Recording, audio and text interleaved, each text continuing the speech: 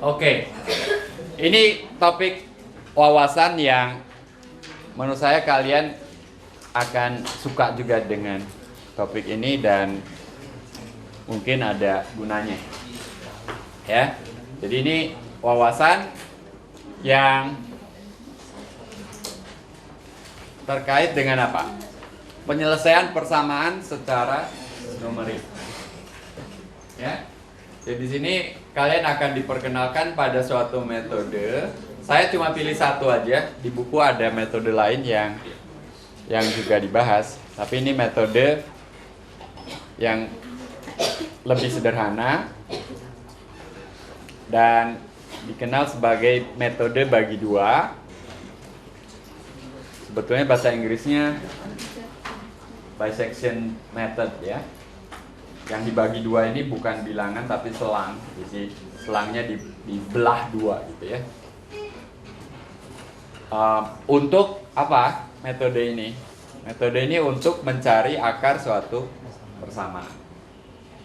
Kalian bisa mencari akar persamaan kuadrat pakai rumus ABC yang sebetulnya bahasa Inggrisnya quadratic formula gitu ya. Bahasa Inggrisnya itu bukan ABC formula loh ya.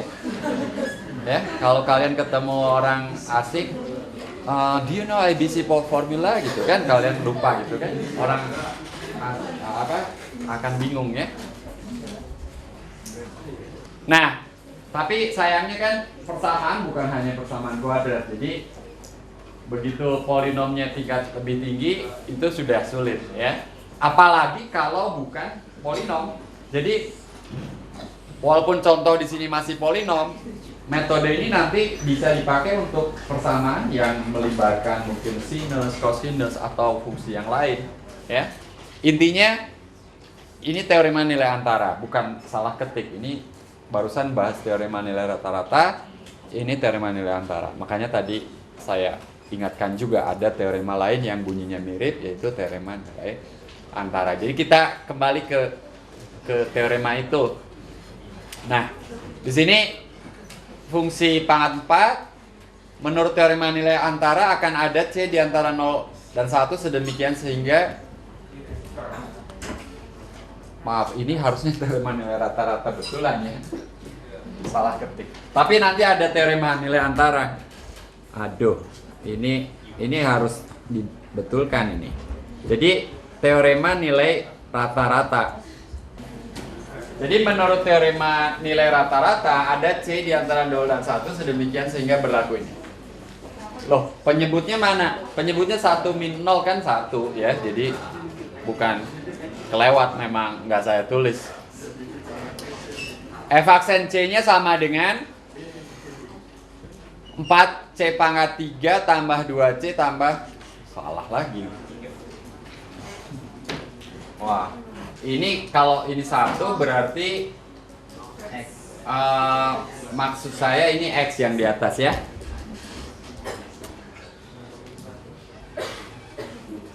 Nah, ini contoh kesalahan yang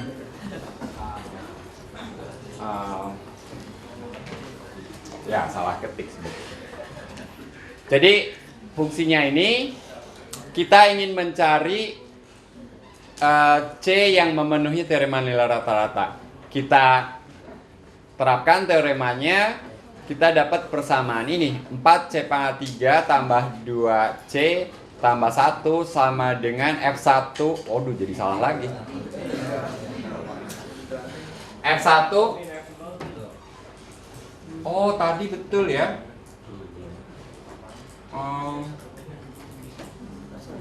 Sebentar, apa yang terjadi tadi? F1 itu kalau tadi ini 1, F1 itu 3.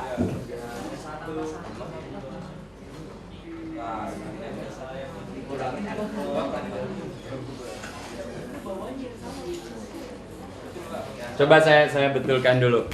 Ini saya inginnya memang seperti ini. Berarti kalau ini 1,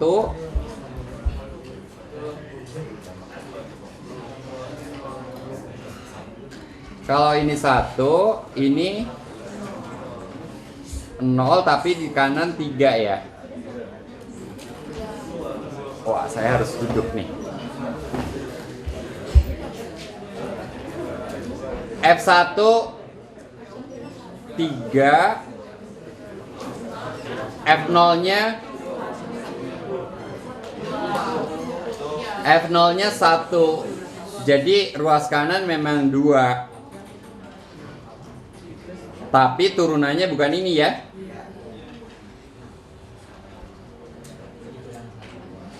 Kalau turunannya mau ini atau persamaannya mau ini harus apa? Tapi kalau X ruas kanan 3. Soalnya ini ke belakangnya bakal jadi berubah. Padahal saya sudah menghitung pakai ini. Gini aja. Gitu ya. Jadi yang penting ruas kanan tetap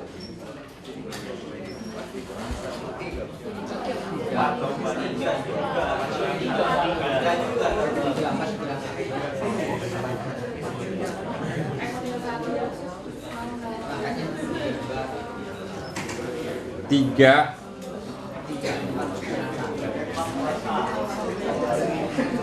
Ini akan 3 ya.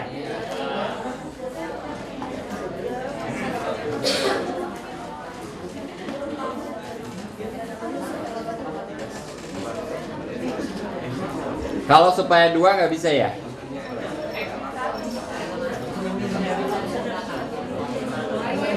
Kalau ini setengah,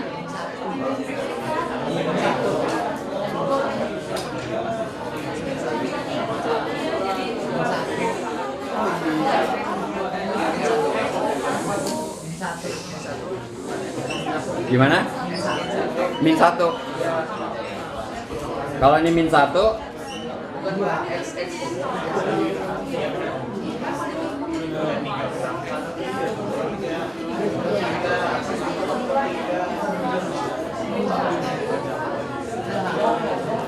oke. Ini salah persamaan, tapi ini akan merembet ke belakang. Jadi saya masalahnya sudah memprogram. Katakanlah saya ingin mencari persamaan yang menyelesaikan persamaan ini gitu ya. Jadi ini akan saya perbaiki. Intinya adalah ada suatu persamaan yang kemudian mencari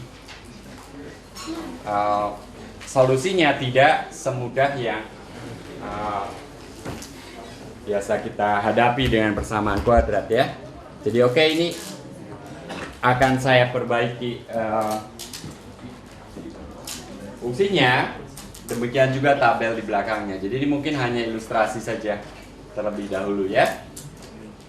Mencari C tersebut itu yang pasti akan sulit. Ada tapi nggak tahu berapa ya. Nah, eksis tapi bagaimana mencarinya, itu persoalannya. Jadi maksud dari metode numerik ini adalah untuk mencari akar yang kita udah tahu ada, tapi nggak tahu berapa persisnya. Ya, sama seperti dalam kehidupan sehari-hari. Misalnya orang tambang, wah di sini mestinya ada minyak nih di daerah ini. Ya. Tapi di titik mana harus dibor, ya? Kan seperti itu. Kalau bor sana, bor sini ya rusak, ya. Jadi harus ada metode untuk menentukan titik yang kalau dibor di situ minyaknya keluar. Demikian juga untuk air ya. Itu kita nggak boleh ngebor sembarangan apalagi. Tapi kalau kita bor titik yang salah ya ketemu batu atau nggak dapat air gitu ya. Intinya seperti itu. Jadi kalau ada persamaan yang kemudian kita nggak tahu solusi eksaknya, Maka yang kita lakukan adalah menyelesaikan persamaan tersebut secara numerik atau dengan bantuan metode numerik. Nah, metode bagi dua adalah metode untuk mencari akar persamaan secara numerik, ya, dengan cara membagi dua selang yang mengandung akar itu setiap langkah. Jadi bayangkan di sini pada awalnya kita amati pada selang 01. Nah, polinom ini pada selang 01 itu punya akar. Taunya dari mana? Ya, taunya kalau kita hitung nilainya di 0 sama dengan min 1. Dihitung di 1 sama dengan 5. Jadi ini berbeda tanda. Karena itu menurut teorema nilai antara, nah ini teorema nilai antara ya, yang memang kita bahas agak lama sebelumnya, muncul lagi terpakai di sini. Jadi menurut teorema nilai antara akan terdapat C di antara 0 dan 1 sehingga PC sama dengan 0. Ya. Alias C itu akar dari polinom. Nah, berapa dia? Ya, ingat persamaan ini dari persoalan nilai rata-rata, tapi selanjutnya kita pakai teorema nilai antara. Jadi berapa nilai C yang memenuhi persamaan ini? Ya. Nah, dengan metode bagi dua, tekniknya, idenya sederhana. Ini selang 01, akarnya ada di dalam selang 01 tersebut. Maka yang dilakukan, kita bagi dua selang itu, ya. Jadi kita persempit selangnya. Apakah ada di antara 0 dan setengah, atau ada di antara setengah dan 1? Ya, idenya seperti itu. Jadi selang 01, titik tengahnya adalah setengah. Kita lihat sekarang nilai di setengah berapa? Siapa tahu 0 nilainya. Kalau nilai di setengah 0, selesai. Itulah akarnya. Tapi di sini P setengah sama dengan setengah juga. Fungsinya tadi ini kan. Jadi kalau C-nya setengah, 4/8 setengah tambah 2 kali setengah 1, jadi 1/2 kurangi 1, setengah juga kan? Jadi setengah, nggak 0. Kalau 0 selesai.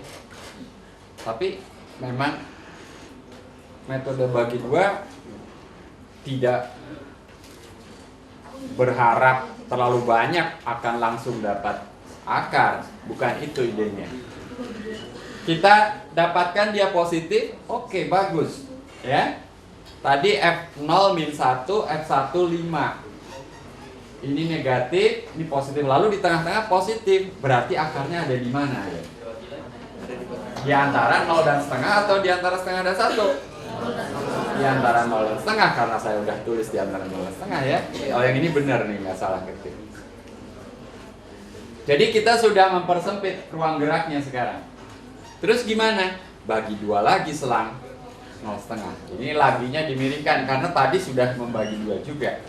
Dan kata bagi duanya tadi nggak dieksplisitkan. Sekarang kita bagi dua lagi. Selang 0,5. Artinya kita dapatkan titik tengah 1/4 dan kita hitung nilai P di 1/4. Berapa? Kalau dapat 0 syukur. Kalau enggak ya syukur juga gitu ya. Kalau enggak, ini enggak dapat nilai 0, dapat nilai negatif. Oke, kita ingat di 0 negatif, di 1/4 negatif, di setengah positif. Berarti ada di mana akarnya? Ada di antara 1/4 dan setengah. Ya, tuh teka-teki yang sama aja bohong karena saya udah tulis di sini ya. Oke, jadi ada di sini akarnya. Ya. Nah, bila langkah ini kita lanjutkan, maka kita dapat tabel berikut. Nah ini yang tadi saya repot. Kalau saya ubah fungsinya, tabel ini nggak bisa diganti dalam waktu seketika ya. Oke, jadi awalnya X sama dan 0 dan 1, nilainya min 1 dan 5. Lalu kita hitung nilainya di titik tengah, dapat positif. Berarti akarnya ada di antara 0 dan 0,5. Jadi di antara 0 dan 0,5 saya ambil lagi titik tengahnya 0,25, dapat nilai negatif. Akarnya berarti berada di antara 0,25 dan 0,5. Maka selang ini saya ambil lagi titik tengahnya 0,375. Di situ saya hitung nilainya dapat negatif lagi. Berarti ada di antara 0,375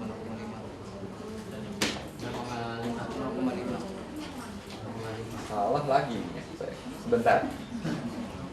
0,25 negatif, 0,375 negatif, 0,5 positif. Berarti seharusnya yang berikutnya di antara 0,375 dan 0,5. Kenapa di sini saya?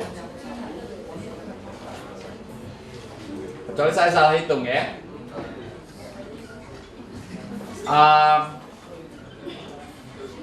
Nanti dicek lagi. Idenya seperti itu, di zoom gitu ya.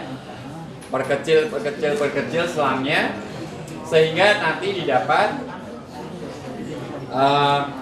pada suatu saat tentu kita harus berhenti. Ini kalau diteruskan nggak akan selesai terus. Ya. Bila kita taksir akar P itu dengan titik tengah yang pertama, maka kesalahannya sama dengan 0,5 juga ya. Akar sesungguhnya ada di dalam selang ya, titik tengah mundur ke kiri sejauh 0,5, mundur maju ke kanan sejauh 0,5 juga. Akarnya ada di sini kan? Kita udah tahu. Tapi ini berarti bahwa kesalahannya sama dengan setengah. Nah, kalau kita taksir dengan 0,25, kesalahannya ya, bayangkan 0,25 di tengah-tengah selang ini, berarti ke kiri dan ke kanan lebarnya atau jaraknya juga 0,25, kesalahannya 0,25 juga. Ini kebetulan aja dua kali ini sama ya, tapi nanti 0,375 itu kesalahannya bukan 0,375, itu selangnya sudah 1/8 ke kiri, 1/8 ke kanan gitu ya. Jadi kesalahannya itu akan makin lama makin kecil ya. Tadinya setengah, 1/4, 1/8 ya. Nah kalau kita lanjutkan ya, tapi ini ya mohon maaf di sini salah, nanti saya betulkan. Harusnya kalau ini negatif berarti pada langkah di sini salah ya, keempat ya. Pada langkah berikutnya akar itu berada di antara 0,375 dan 0,5 ya. Nah, yang pasti pada setiap langkah ini nolnya 2 karena awalnya kita mulai dengan 2 titik ujung kiri dan kanan. Lalu pada langkah pertama kita tentukan titik tengahnya, langkah kedua kita tentukan lagi titik tengahnya, dan seterusnya. Ini titik-titik tengah dari selang yang mengandung akar. Oke? Nah, ketika kita hitung titik tengah yang pertama, kesalahannya setengah, yang kedua 1/4, yang ketiga 1/8, yang berikutnya 1/16. Jadi ini 1/2 pangkat. Secara umum 1/2 pangkat n ya. Jadi error itu terjadi bila titik tengah dipakai sebagai taksiran. Sebagai contoh, kalau kita taksir dengan yang terakhir ini, maka kesalahannya adalah 0,007813. Ini 1 per 2 pangkat 7. Ya. Nah, kalau ingin kesalahannya 0,001 atau 1 per 1000, itu 1 per 2 pangkat berapa tuh? Yang lebih kecil dari 1 per 1000. Ayo, ingat 2 pangkat 2 pangkat 5 cuma 32 gram.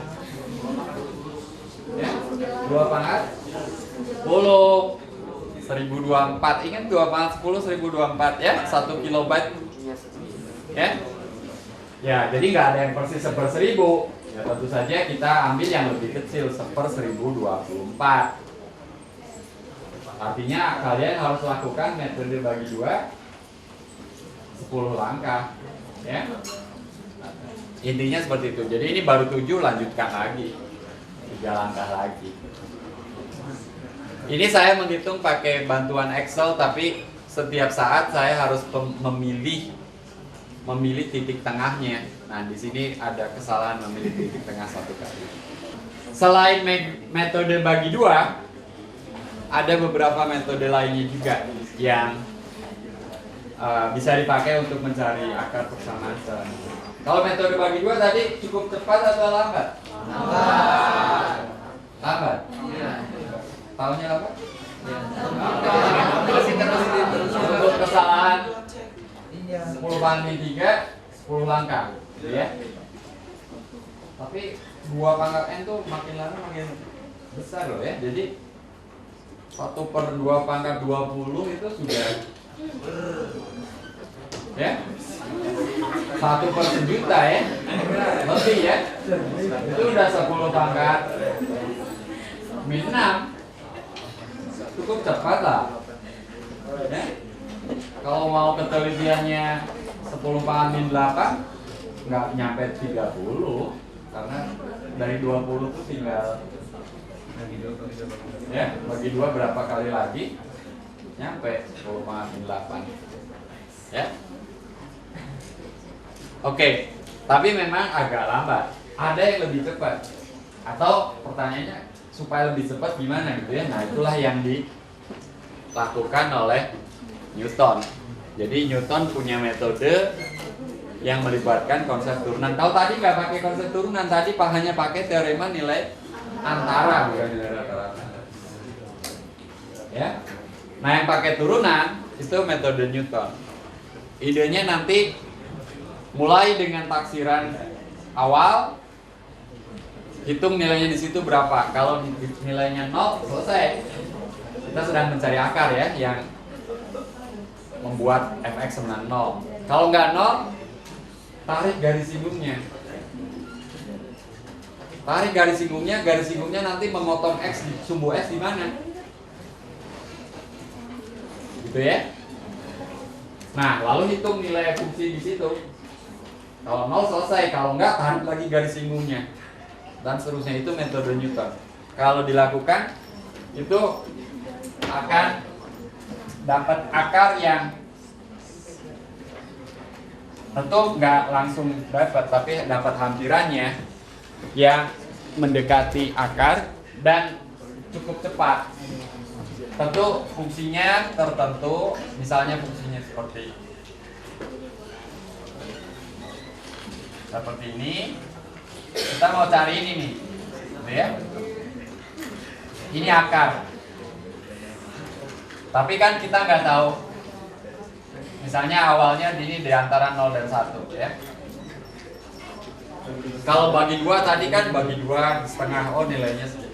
Bagi 2 lagi, kadang-kadang mendekat, kadang-kadang menjauh gitu ya. Kebayang ya, kalau bagi 2 pertama ngitung di setengah, oh positif, berarti ada di antara 0 dan setengah. Hitung 1/4. Jadi udah dekat, sekarang menjauh lagi gitu ya. Tapi kemudian mendekat.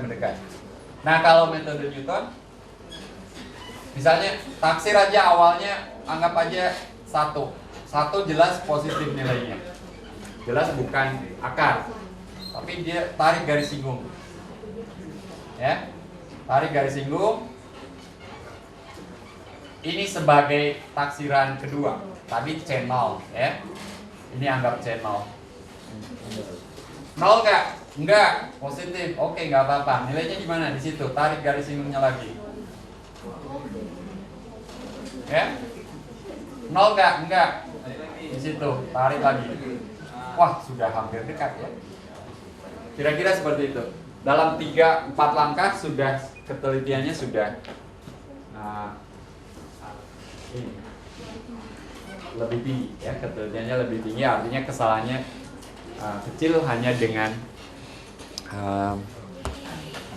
beberapa langkah. Nah, itu metode Newton. Pinter ya si Newton ya. Ya. Nah, sekarang kapan kamu yang pinter gitu loh? Menemukan apa ya?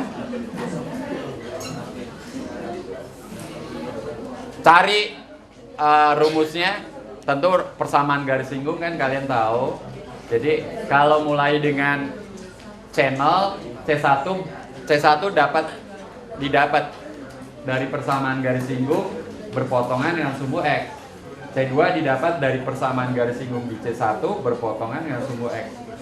Nyari persamaan garis singgung bisa, nyari perpotongan dengan sumbu X bisa kan? Kalian akan dapatkan rumus-rumusnya. Oke, itu kalian baca lebih lanjut di buku. Sedikit lebih repot. Karena tadi nyari persamaan garis singgung. Kalau bagi dua kan relatif sederhana. Tapi ini ada hukum ekonomi berlaku di sini ya. Kalau yang sederhana ya dapatnya juga sederhana.